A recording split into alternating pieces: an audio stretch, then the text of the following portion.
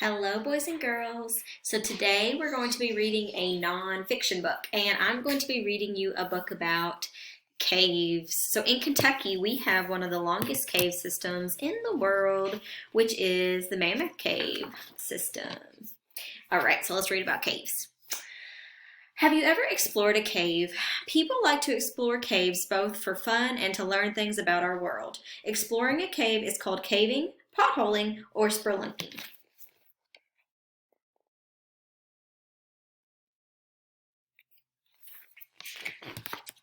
The making of a cave. Some caves were formed when volcanoes erupted. As lava flowed out of the volcanoes, it cooled and turned into a solid. The holes in the lava became caves. Some caves are made over many years. Water seeps through cracks in rocks to make holes. The holes grow bigger and bigger over time as the water seeps in. Sea caves are found along the seashore. They are made by waves pounding against weak sea cliffs. This creates both small and large caves. Glacier caves are made as ice melts and water flows in and under a glacier to form holes. So our cave system was made this way by water seeping through the cracks. Stalactites and stalagmites. Stalactites hang from the ceilings of caves and look like icicles, but they are not made of ice. They are rocks that are formed by dripping water mixed with minerals. As the water and mineral mixture hardens, the stalactites grow longer and longer. And how I remember that they're stalactites is they hold on tight to the ceiling.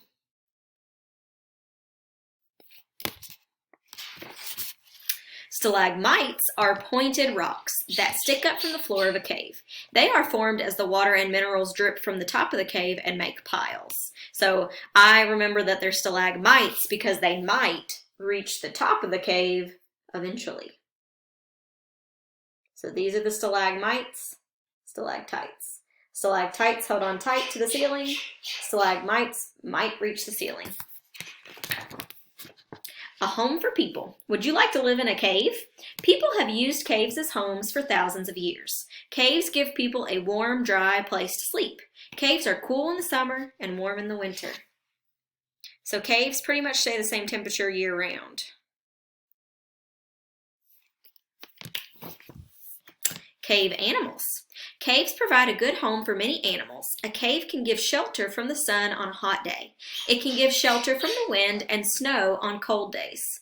A cave can protect animals from predators. Some salamanders live in caves. The salamanders that live in caves do not have lungs. They breathe with gills. Little raccoon. Many bats live in caves. Bats are nocturnal. They are active at night and fly out of the caves to look for food.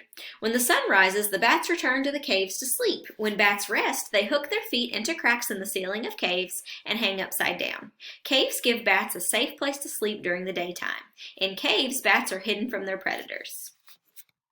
And here we have a page that shows us the different type of bats. There's a vampire bat, flying fox fruit bat, greater mouse-eared bat, greater horseshoe bat, Wahlberg's epilated fruit bat.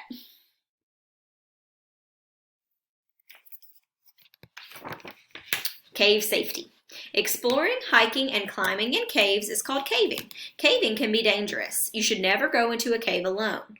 Always let someone know where you will be going. Don't panic if you get lost. Stay calm and wait for help.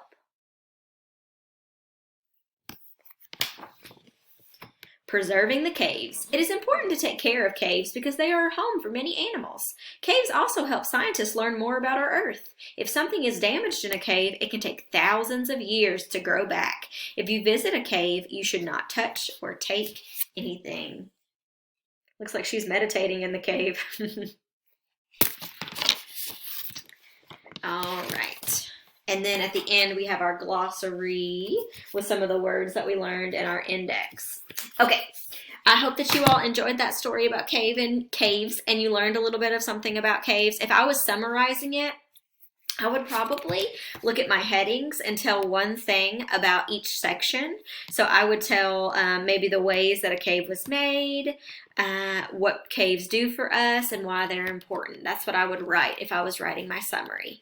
I hope that you all are having fun with your reading log, and I hope that you could do something to check off your bingo boards. Let's look at our bingo boards today. I know that Griffin, if you're watching this, your mom told me that you were trying to fill in the whole board, which I thought was awesome. All right, so today I checked off read to someone else because I am reading to you all. I hope that you all are filling these in, and I can't wait to see you on our summer send-off day, okay, where you can come and get your things. But I will talk to you tomorrow, boys and girls, and I'll read you a different story. I think tomorrow I'm going to read Cloudy with a Chance of Meatballs because I love that story. All right, I will see you all tomorrow.